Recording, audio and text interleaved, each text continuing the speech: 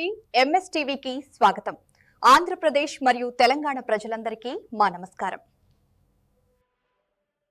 Welcome to MS media. ఈరోజు ZPH Nandamuru స్కూల్కి వచ్చాము. ఇక్కడ హెచ్ఎం గారితో కొన్ని నిమిషాలు మాట్లాడారు. నమస్తే సార్.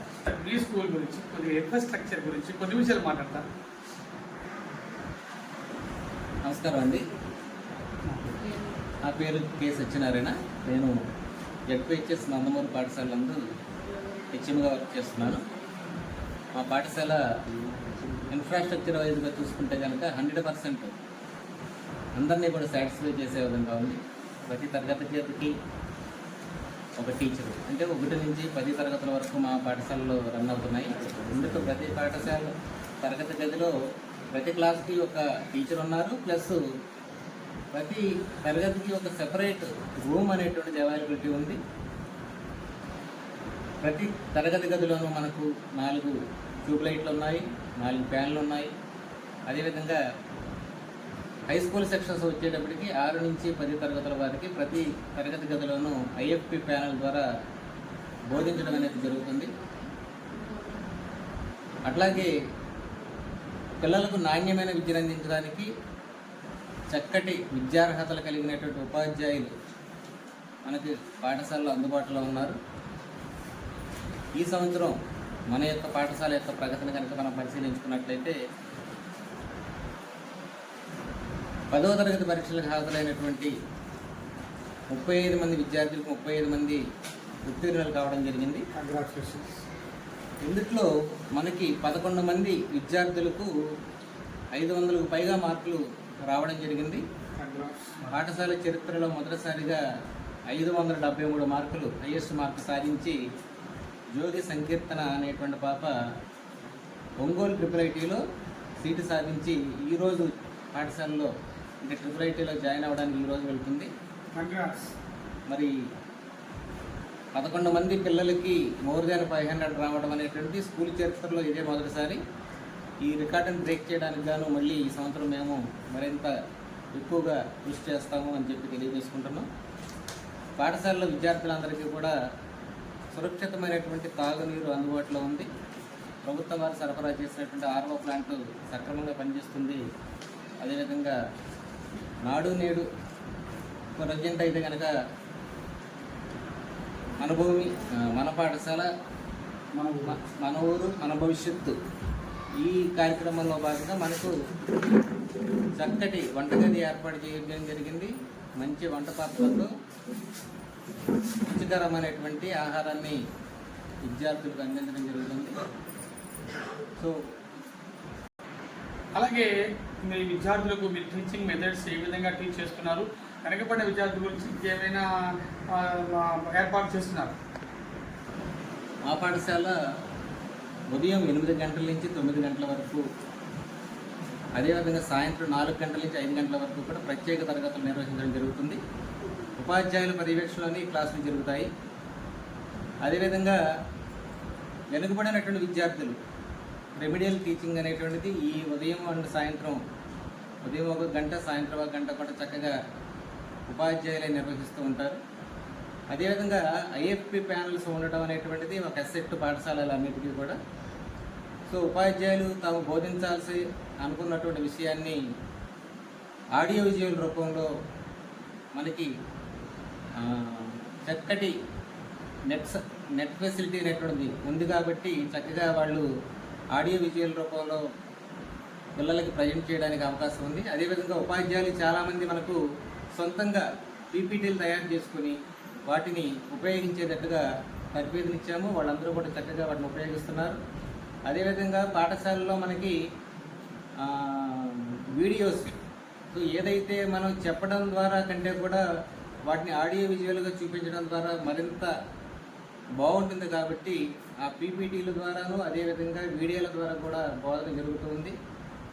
ప్రైమరీ తరగతులకు వచ్చేటప్పటికి మనకు జిఎఫ్ఎల్ అనేటువంటి కార్యక్రమం, ప్రభుత్వం వారు ప్రవేశపెట్టినటువంటి జిఎఫ్ఎల్ అనే కార్యక్రమం ద్వారా ఆ విద్యార్థులని చక్కటి తర్ఫీదునిచ్చి వాళ్ళందరినీ కూడా స్కై అనేటువంటి ఒక టార్గెట్ రూపంలో చేరుకోవడానికి మా ఉపాధ్యాయులందరూ కూడా చక్కగా కృషి చేస్తున్నారు.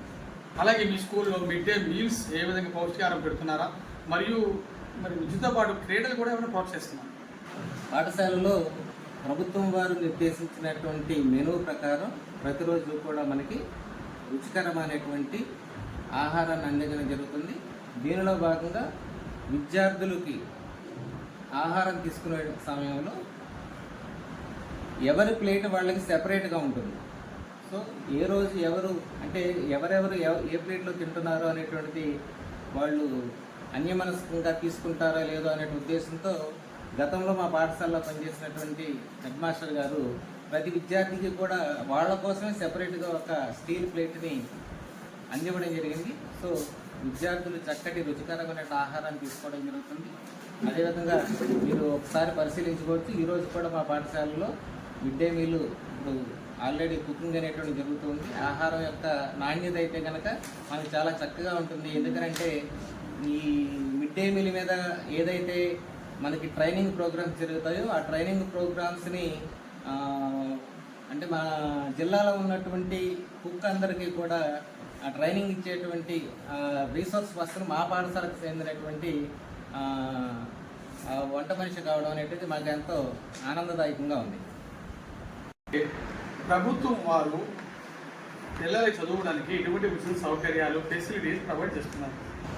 ప్రభుత్వం వారు సరఫరా చేసినటువంటి వస్తువులు ఏవైతే ఉన్నాయో అంటే మనకి సర్వేపల్లి రాధాకృష్ణ విద్యా కిట్లో ఏదైతే ఉన్నాయో ప్రతి తరగతికి టెక్స్ట్ బుక్స్, అదేవిధంగా హై స్కూల్ సెక్షన్స్కి వచ్చేటప్పటికి నోట్ బుక్స్ మనం ప్రతి విద్యార్థికి కూడా పాఠశాల ప్రారంభం రోజున అందించడం జరిగింది.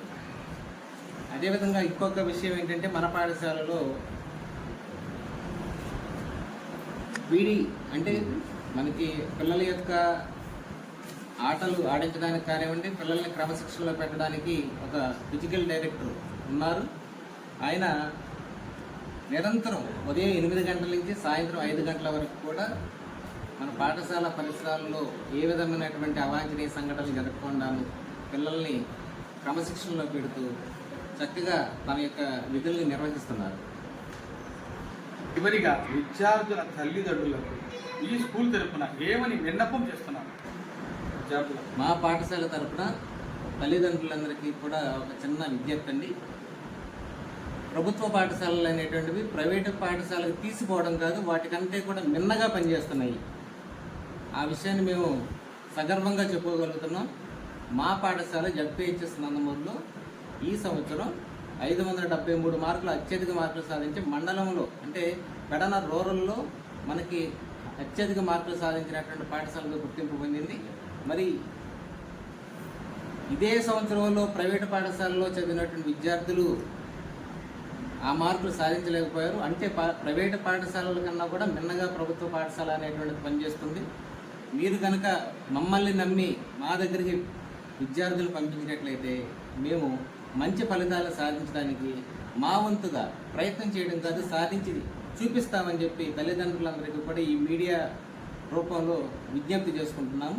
ఇంకొక విషయం ఏంటంటే గత సంవత్సరం కంటే కూడా మాకు ఈ సంవత్సరం ప్రైవేటు పాఠశాలల నుంచి 50 మంది వచ్చి మా పాఠశాలలో చేరారు.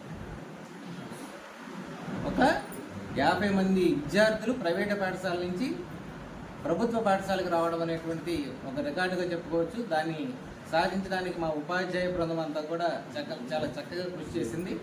వచ్చే సంవత్సరం మరింత మెరుగైనటువంటి ఫలితాలు సాధించడానికి మా ఉపాధ్యాయ బృందం అంతా కూడా చక్కగా కృషి చేస్తుందని చెప్పి మీడియా తరఫున మీ అందరికీ కూడా కృతజ్ఞతలు తెలియజేసుకుంటాను.